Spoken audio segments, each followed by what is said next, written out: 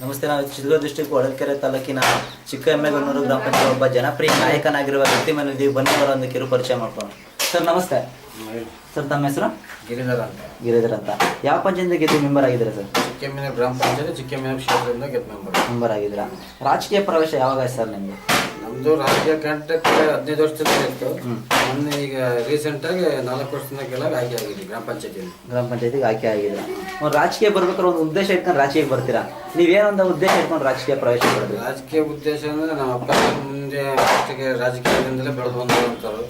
ಅದರಿಂದ ನಮಗೂ ರಾಜಕೀಯ ಮಾಡಬೇಕು ಅಂತ ಒಂದು ಕಷ್ಟ ಸುಖಗಳು ಆಗುವಗಳು ಜನರಿಗೆ ಸಮಸ್ಯೆಗಳು ಸ್ಪಂದಿಸುವಂತ 15 ವರ್ಷದಿಂದ ನಾವು ಮಾಡ್ಕೊಂತ ಬಂದು ರಾಜಕೀಯ ಪ್ರವೇಶ ಜನಗಳ ಒತ್ತಾಯದೊಂದಿಗೆ ರಾಜಕೀಯ ಪ್ರವೇಶ ಪಾಡಿದೆ. ರಾಜಕೀಯ ಬಂದಾಲೆ ನೀವು 5 ವರ್ಷ ಒಳಗೆ 4 ವರ್ಷ ಅವಧಿ ಮುಗಿದಿದೆ ಅಲ್ಲೇ. ಆ 4 ವರ್ಷ ಅವಧಿಗೆ ಈ ಗ್ರಾಮದಲ್ಲಿ ಮೊದಲು ರಾಜಕೀಯಕ್ಕೆ ಬರೋಕ್ಕಿಂತ ಯಾವ ರೀತಿ ಮೊದಲು ಗ್ರಾಮ ಇತ್ತು? ನೀವು ರಾಜಕೀಯಕ್ಕೆ ಬಂದ್ಮೇಲೆ ಯಾವ ರೀತಿ ಒಂದು ಬದಲಾವಣೆ ತಂದಿದ್ದೀರಾ ನೀವು? ರಾಜಕೀಯಕ್ಕೆ ಬಂದ್ಮೇಲೆ ಬದಲಾವಣೆ ಅಂದ್ರೆ ನಮ್ಮೂರಿಗೆ ಪ್ರಥಮವಾಗಿ ಕುಡಿಯೋ ನೀರಿನ ವ್ಯವಸ್ಥೆ ಸಂಪೂರ್ಣವಾಗಿ ತೃಪ್ತಿಕರ ಆಗಿದೆ. ನಾವು ಬಂದ್ಮೇಲೆ 4 ಬೋರ್ ಹಾಕ್ಸಿದೀವಿ, ಒಂದು 10 ಸಿಸ್ಟಮ್ ಮಾಡಿಸಿದೀವಿ, ಓವರ್ ಟ್ಯಾಂಕ್ ನೀರು ಕೊಟ್ಟಿದ್ದೀವಿ. ಒಟ್ಟಿಗೆ ಏನು ಕುಡಿಯೋ ನೀರಿನ ವ್ಯವಸ್ಥೆ ಮತ್ತು ಚಿಕ್ಕೆಮ್ಮೆಗನೂರು ಗ್ರಾಮ ಸಂಪೂರ್ಣವಾಗಿ ಸಫಲ ಆಗಿದೆ. ಎಷ್ಟು ತೊಂದರೆ ಇತ್ತು? ಮೊದಲು ತೊಂದರೆ ಇತ್ತು. ವಿದ್ಯುತ್ ಎಲ್ಲ ಯಾವ ರೀತಿ ಇದೆ ಸರ್ ಇಲ್ಲಿ? ವಿದ್ಯುತ್ ಅಂದ್ರೆ ನಾವು ವಿದ್ಯುತ್ಗೆ ನಮಗೆ ಸಂಬಂಧ ಇರಲ್ಲ, ಅದು ಬೆಸ್ಕಾಂನವ್ರು ಸಂಬಂಧಪಟ್ಟ ವಿಚಾರ. ಅದು ಈಗ ಊರೊಳಗೆ ಒಂದು ಟ್ರಾನ್ಸ್ಫಾರ್ಮರ್ ಏನಾದ್ರು ಸುಟ್ಟೋದ್ರೆ 24 ಗಂಟೆ ಒಳಗೆ ಅದನ್ನ ಒಂದು ನಿರ್ವಹಣೆ ಮಾಡುವಂತ ಒಂದು ಇದು ಮಾಡಿದ್ವಿ. ಸರ್, ಈಗ ನೀವು ರಾಜಕೀಯ ಪ್ರವೇಶ ಮಾಡಲಿಕ್ಕೆ ನಿಮಗೆ ಗಾಡ್ ಫಾದರ್ ಗುರು ಅಂತ ಯಾರನ್ನ ಇದ್ದಾರೆ? ಅಂದ್ರೆ ನಮ್ಮ ಅಪ್ಪಾಜಿ ರಾಜಕೀಯದಿಂದ ಬಂತಲ್ಲ, ನಾವು ಆ ಥರ ರೂಢಿಸ್ಕೊಂಡ್ವಿ. ಜನರ ಕಷ್ಟ ಸುಖಗಳಿಗೆ ಸಮಾಜಗಳಿಗೆ ಸ್ಪಂದಿಸಿದೀವಿ. ಅವ್ರು ಇದಾಗಿದ್ವಲ್ಲ, ಅದರಿಂದ ಜನಗಳ ಒತ್ತಾಯದ ಮೇಲೆ ನಾವು ರಾಜಕೀಯ ಪ್ರವೇಶ ಮಾಡಿದ್ದೀರಾ. ಸೊ ಈಗ ಒಂದು ಗ್ರಾಮ ಪಂಚಾಯತಿ ಆಗಿರ್ಬೋದು, ಯಾವುದೇ ಒಂದು ಎಲೆಕ್ಷನ್ ಬಂದು ಸರ್ಕಾರ ನಾವು ಇಷ್ಟೇ ವಿದ್ಯಾಭ್ಯಾಸ ಹೊಂದಿರ್ಬೇಕು ಅಂತ ಮಾಡಿಲ್ಲ. ಇಷ್ಟು ವಿದ್ಯಾಭ್ಯಾಸ ಇದ್ರೆ ಅನುಕೂಲ, ಒಬ್ಬ ಗ್ರಾಮ ಪಂಚಾಯತಿ ಇಷ್ಟು ನಿಲ್ಬೇಕು ಕನ್ಸಿಡರ್ ಮಾಡ್ಬೇಕು ಅಂದ್ರೆ ನಿಮ್ಮ ಅನುಭವ ಮುಖಾಂತರ ಗ್ರಾಮ ಪಂಚಾಯತ್ ನಿಲ್ಬೇಕಂದ್ರೆ ಅನುಭವನೇ ಇರ್ಬೇಕು, ಇಲ್ಲ ವಿದ್ಯಾಭ್ಯಾಸ ಹೊಂದಿದ್ರೆ ಅನುಕೂಲ ಅಂತ? ಮೇನ್ ವಿದ್ಯಾಭ್ಯಾಸಕ್ಕಿಂತ ಅನುಭವ ಮುಖ್ಯ. ಅನುಭವ ಇದ್ರೆ ರಾಜಕೀಯ ಮಾಡಕ್ಕೆ ಅನುಕೂಲ. ಅದು ವಿದ್ಯಾಭ್ಯಾಸ ನಮ್ದು ಡಿಗ್ರಿ ಅಲ್ಲ, ವಿದ್ಯಾಭ್ಯಾಸ ಎಜುಕೇಶನ್ ಇರಬಾರ್ದು ಅಂತೀರಲ್ಲ, ಅನುಭವನೇ ಸಾಕು. ಅನುಭವ ಇದ್ರೆ ಎಜುಕೇಶನ್ ನೋಡ್ತಿರ್ಬೋದಾ ಅಂತ? ಈಗ ಓದೋದಾಗಿರ್ಬೋದು, ಒಂದು ಸೈನ್ ಹಾಕೋದಾಗಿರ್ಬೋದು. ಅದೇ ಎಜುಕೇಶನ್ ಅನುಭವ ಜೊತೆ ಎಜುಕೇಶನ್ ಇರ್ತಲ್ಲ. ನಾವಿನ್ನೇನು ಡಿಗ್ರಿ ಕಂಪ್ಲೀಟ್ ನೀವು ಮಾಡಿದ್ರೆ ನೆಕ್ಸ್ಟ್ ಬರೋರಿಗೆ ಈಗ next education main. Education main. ಏನಾದ್ರೂ ಒಂದು ಎಜುಕೇಶನ್ ಇದ್ರೆ ಅದು ಗುರ್ಸ್ಕೊಳಕ್ ಸಾಧ್ಯ. ಪಂಚಾಯತಿ ಒಳಗೆ ಏನಾದ್ರೂ ಅದ್ರದ್ದು ಅಮೌಂಟ್ ಎಷ್ಟು ಬರುತ್ತೆ, ಯಾವ್ದು ಖರ್ಚಾಗಿದೆ, ಯಾವ್ದು ಬಿಡುತ್ತೆ, NRS ಯಾವ್ದು ಮಾಡಿದ್ದಾರೆ, ಯಾವ ಕಾಮಗಾರಿ ಆಗಿದೆ, ಯಾವ ಸೇರಿಸ್ಬೇಕು, ಎಲ್ಲರೂ ಒಂದು ಎಜುಕೇಶನ್ ಇದ್ರೆ ಮುಂದುವರೆಗೆ ಸಾಧ್ಯ. ಕನಿಷ್ಠ ಎಷ್ಟು ವಿದ್ಯಾಭ್ಯಾಸ ಹೊಂದಿರ್ಬೇಕು ಗ್ರಾಮ ಪಂಚಾಯತಿ ಮೆಂಬರ್? ಅಟ್ಲೀಸ್ಟ್ 10ನೇ ಕ್ಲಾಸ್ SLC ವರೆಗೆ ಆದ್ರೂ ಓದಿರ್ತಾರೆ ಮಾತ್ರ. ಓದಕ್ಕೆ ಬರೆಯೋಕ್ಕೆ ಒಂದು ಜನರಲ್ ನಾಲೆಜ್ ತಿಳ್ಕೊಂಡಿದ್ರೆ ಅದು ಅನುಕೂಲ ಅಂತ ಹೇಳಕ್ ಇಷ್ಟಪಡ್ತಾ ಇದ್ದೀರಾ. ರಾಜಕೀಯ ಜೀವನ ಹೇಗೆ ಅನಿಸ್ತಾ ಇದೆ ಸರ್? ರಾಜಕೀಯ ಜೀವನ ಮಾಮೂಲು, ರಾಜಕೀಯದಿಂದ ದುಡ್ಕೋ ಅಂತದ್ದು ಏನಿಲ್ಲಲ್ಲ. ರಾಜಕೀಯದ ವ್ಯವಸಾಯ ಜೊತೆ ರಾಜಕೀಯ ಜೀವನ ಮುಂದುವರ್ಸ್ಕೊಂಡು ಹೋಗ್ತಾ ಇದ್ದೀವಿ. ಈ ರಾಜಕೀಯ ನಿಮ್ಮ ಫ್ಯಾಮಿಲಿ ಅಂತ ಬಂದ ಇದೆ ಫಸ್ಟ್ ನೀವು ರಾಜಕೀಯದಲ್ಲಿ? ಅದೇ ನಮ್ಮ ಅಪ್ಪಾಜಿ ಒಂದ್ಸಲ ಮಂಡಲ ಪಂಚಾಯತಿ ಮೆಂಬರ್ ಆಗಿದ್ರು. ಅವರು TP ಕಾಂಪೀಟ್ ಮಾಡಿದ್ರು, ZP ಕಾಂಪೀಟ್ ಮಾಡಿದ್ರು. ಅದರಿಂದ ನಾವು ರಾಜಕೀಯಕ್ಕೆ ಪ್ರವೇಶ ಮಾಡಿದ್ವಿ. ರಾಜಕೀಯ ಪ್ರವೇಶ ಫ್ಯಾಮಿಲಿಯಿಂದ ರಾಜಕೀಯ ಬಂದಿದ್ದು ಅಂತ ಹೇಳ್ಬೋದು. ಈಗ 5 ವರ್ಷದೊಳಗೆ 4 ವರ್ಷದ ಎಲ್ಲ ವರ್ಕ್ ಮಾಡಿಸಿದ್ದೀರಾ. ಇನ್ನ ಒಂದು ವರ್ಷ ಅವಧಿ ಇದೆ. ಆ 1 ವರ್ಷ ಅವಧಿಗೆ ಇನ್ನ ಏನೆಲ್ಲ ಪ್ಲಾನ್ ಹಾಕೊಂಡಿದ್ದೀರಾ ಸರ್ ನೀವು? ಇನ್ನು ಏನರೊಳಗೆ ನಮ್ಮ ಮಿನಿಸ್ಟರ್ ಆಗಿದ್ದಾರೆ, ಸಮಾಜ ಕಲ್ಯಾಣ ಸಚಿವರಾಗಿರ್ತಾರೆ. ಅವರು ಒಂದು 15 ಮೇರೆಗೆ ಇಲ್ಲಿ ಕೋಡೀಶ್ವರ ಅಂತ ಐತೆ, ಅದನ್ನ ಕೈದು ಮಾಡೋದು ಒಂದು ಇರ್ತದೆ. ಆಮೇಲೆ ನಾವಿನ್ನೂ ನಮ್ಮ ಸಮಾಜ ಕಲ್ಯಾಣ ಸಚಿವರಿಂದ ಇನ್ನೂ ಏನೇನು ಅಭಿವೃದ್ಧಿ ಕೆಲಸಗಳು ನಮ್ಮ ಊರಿಗೆ ಆಗಬೇಕು ಅಂತ ಕೆಲವು ಕಾಂಕ್ರೀಟ್ ರೋಡ್ ಆಗಬೇಕು, ಅದೆಲ್ಲ ಅಭಿವೃದ್ಧಿ ಕೆಲಸಗಳು ಏನಾಗಬೇಕಂದ್ರೆ ಮಿನಿಸ್ಟ್ರು ಒತ್ತಾಯ ತಂದು ನಾವು ಮಾಡಿಸ್ಕೋಬೇಕು ಅಂತ ಇದೀವಿ.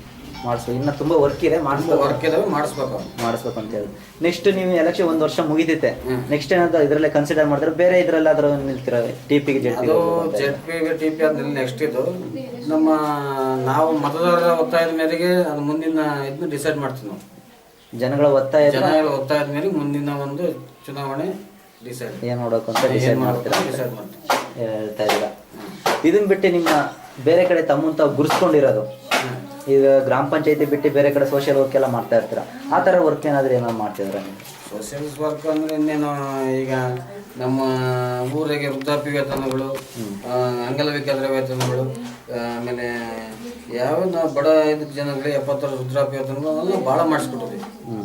ಇದೆಲ್ಲ ಸ್ವಚ್ಛತೆ ಬಗ್ಗೆ ಏನೆಲ್ಲ ಕ್ರಮ ಕೈಗೊಂಡಿದ್ದೀರಿ? ಸ್ವಚ್ಛತೆ ಬಗ್ಗೆ ಗ್ರಾಮ ಪಂಚಾಯತಿಯಿಂದ ಚರಂಡಿ ಕ್ಲೀನ್ ಮಾಡೋಕ್ಕೆ ಯೋಜನೆ ಮಾಡಿದ್ದಾರೆ. ಅದು 15 ದಿವಸಕ್ಕೊಂದ್ಸಲ ಕ್ಲೀನ್ ಮಾಡಿಸ್ತಾ ಇರ್ತೀವಿ. ಆಮೇಲೆ ವಾಟರ್ ಟ್ಯಾಂಕ್ ತುಳಿಸೋದು, ಆಮೇಲೆ ಅದಕ್ಕೆ ಸಂಬಂಧಪಟ್ಟ ಒಂದು ಕೆಮಿಕಲ್ಸ್ಗಳು ಹಾಕೋದು ಪಂಚಾಯತಿ ವತಿಯಿಂದ ಅದನ್ನು ನೀರಿನ ಶುದ್ಧತೆ ಬಗ್ಗೆ ಇದು ಮಾಡ್ತಾ ಇದ್ದೀವಿ. ಸದ್ಯದಲ್ಲಿ ಸಾಲ್ಟ್ ವಾಟರ್ ಒಂದು ಇದೈತೆ, ನಮ್ಮ ಮಿನಿಸ್ಟ್ರಿಗೆ ಒತ್ತಡ ಏರಿದ್ದೀವಿ, ಸಾಲ್ಟ್ ವಾಟರ್ಗೆ ಮಾಡಿಸ್ಕೊಡ್ತೀವಿ ಅಂತ ಭರವಸೆ ನೀಡಿದ್ದಾರೆ, ಅದನ್ನು ಮಾಡಿಸ್ತೀವಿ. ಭರವಸೆ ನೀಡಿದ್ದಾರೆ, ಅದಾಗುತ್ತೆ ಅಂತ ಇಷ್ಟಪಡ್ತಾ ಇದ್ದೀರಾ? ಈಗ ಹೊಂದಾಣಿಕೆಯಲ್ಲಿ ಯಾವ ದೇಶ ಇಲ್ಲಿ ನಮ್ಮ ಗ್ರಾಮ ಪಂಚಾಯತಿ ಮೆಂಬರ್ ಅಲ್ಲಿ 16 ಜನ ಇದ್ದೀರಾ? ಗ್ರಾಮ ಪಂಚಾಯತಿ ಮೆಂಬರ್ 16 ಜನ, 16 ಜನ ಒಂದೇ ಪಕ್ಷದಲ್ಲ, ಒಂದೊಂದು ಪಕ್ಷದಲ್ಲಿ ಒಂದೊಂದು ಥರ ಇರ್ತಾರೆ.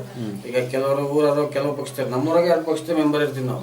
ಆ ಥರ ಆದ್ರೂ ಹೊಂದಾಣಿಕೆ ಚೆನ್ನಾಗಿದೆ. ಹೊಂದಾಣಿಕೆ ಎಲ್ಲರೂ ಹೊಂದಾಣಿಕೆ ಅಂದ್ರೆ ಕೆಲಸ ಆಗ್ಬೇಕಂದ್ರೆ ಒಟ್ಟಿಗೆ ಎಲ್ಲರೂ ಹೊಂದಾಣಿಕೆ ಮೇಲೆ ಅವ್ರು ಮಾಡ್ತಾ ಇದ್ದೀರಾ. ಯಾವ ಪಕ್ಷದಲ್ಲಿ ತಗೊಂಡು ಗುರುಸ್ಕೊಂಡಿದ್ದೀರಾ ಸರ್? ನಾವು ಕಾಂಗ್ರೆಸ್ ಪಾರ್ಟಿಯಿಂದ ಗುರುಸ್ಕೊಂಡಿದ್ದೀರಾ. ಟೋಟಲ್ ಓಟ್ ಎಷ್ಟು ತೊಗೊಂಡಿದ್ದೀರಿ? ನಾವಿಲ್ಲಿ 672 ಓಡ್ತಾ 672. ಆಪೋಸಿಟ್ ಪಾರ್ಟಿಯಿಂದ ಎಷ್ಟು ಲೀಡಿಂಗ್ ಆಗಿದೆ? 271 ಲೀಡಿಂಗ್. 271 ಒಳ್ಳೆ ಲೀಡಿಂಗ್ ಅಲ್ಲಿ ಗೆದ್ದಿದೆ. ಆ ಲೀಡಿಂಗ್ ಅಲ್ಲಿ ಗೆಲ್ಸಿರೋದಕ್ಕೆ ಮತದಾರರೇ ಕಾರಣ ಅಂತ ಹೇಳ್ಬೋದು. ಮತದಾರರ ಕಾರಣ ನಾವು ಮಾಡಿರೋ ಮೊದಲು ನಾವು ರಾಜಕೀಯ ಪ್ರವೇಶ ಮಾಡೋದಕ್ಕಿಂತ ಮೊದಲು ಜನೋಪಯೋಗಿ ಕೆಲಸ ಏನದವ ಅವ್ನು ಗುರ್ಸ್ಕೊಂಡು ನಮ್ಮ ಮತದಾರರು ಓಟ್ ಹಾಕಿದ್ದಾರೆ. ಇವಾಗ ಮತದಾರರು ಆ ಓಟ್ ಹಾಕಿದ್ದಾರೆ ಅಂದ್ರೆ ಅಷ್ಟು ಲೀಡಿಂಗ್ ಅಲ್ಲಿ ಅವ್ರೊಂದು ಹಾಕಿರೋ ಒಂದು ಓಟು ಅಮೂಲ್ಯ ಅಂತ ಹೇಳ್ಬೋದು. ಅಂತ ಓಟನ್ನು ಹಾಕಿರೋ ಮತದಾರರಿಗೆ ಈ ಮುಖಾಂತರ ಏನ್ ಹೇಳಕ್ ಇಷ್ಟಪಡ್ತೀರಾ? ಏನು ಹೇಳ್ತೀವಿ ಅಂದ್ರೆ ನಾನು ಇನ್ನೊಂದು ಸರಿ ಅವರೆಲ್ಲ ನನ್ನ ಆರಿಸ್ಬೇಕಂತ ಒತ್ತಡವನ್ನು ತಂದು ನನ್ನ ಮುಂದೆ ಗೆದ್ದೆ. ಇನ್ನು ಸಾಕಷ್ಟು ಸಮಸ್ಯೆಗಳಿದೆ, ಸಾಕಷ್ಟು ಎನರ್ಜಿ ಒಳಗೆ ಎಲ್ಲರೂ ಇದು ಮಾಡಿಸಿದ್ದಾರೆ. ಬೇಕಾದಷ್ಟು ಕೆಲಸ ನಾವು ಮಾಡಿದ್ವಿ. ಇಲ್ಲಿ ಲಾಸ್ಟ್ ಇಯರ್ 5 ವರ್ಷದ ಮಾಡಿದ್ರೆ ಒಂದೇ ವರ್ಷದ ಕೆಲಸ ಅಷ್ಟು ಮಾಡಿಸಿದ್ವಿ ನಾವು ಕೂಲಿ ಕಾರ್ಮಿಕರಿಂದ. 5 ವರ್ಷದ ನಡೆದಂಥ ಲಾಸ್ಟ್ ಇಯರ್ ನಾವು 1 ವರ್ಷದಾಗ ಅಷ್ಟು ಅಲಾಟ್ಮೆಂಟ್ ತಂದು ಎನರ್ಜಿ ಒಳಗೆ ಸೇರಿಸಿ ಅಷ್ಟು ಅಭಿವೃದ್ಧಿ ಮಾಡಿದ್ವಿ. ಸರ್, ಒಂದು 2 ವಾಕ್ಯದಲ್ಲಿ ಹೇಳ್ಬೇಕಂದ್ರೆ ರಾಜಕೀಯ ಅಂದ್ರೆ ಏನಾಗ ಅನ್ಸುತ್ತೆ? ರಾಜಕೀಯ ಅಂದರೆ ಜನಗಳಿಗೆ ಒಂದು ಸ್ಪಂದಿಸೋ ಒಂದು ರೀತಿ, ಅವ್ರ ಕಷ್ಟ ಸುಖ ಭಾಗಿಯಾಗೋದು, ಅದನ್ನು ಮಾತ್ರ ಮಾಡ್ಕೊಂಡ್ರೆ ರಾಜಕೀಯ.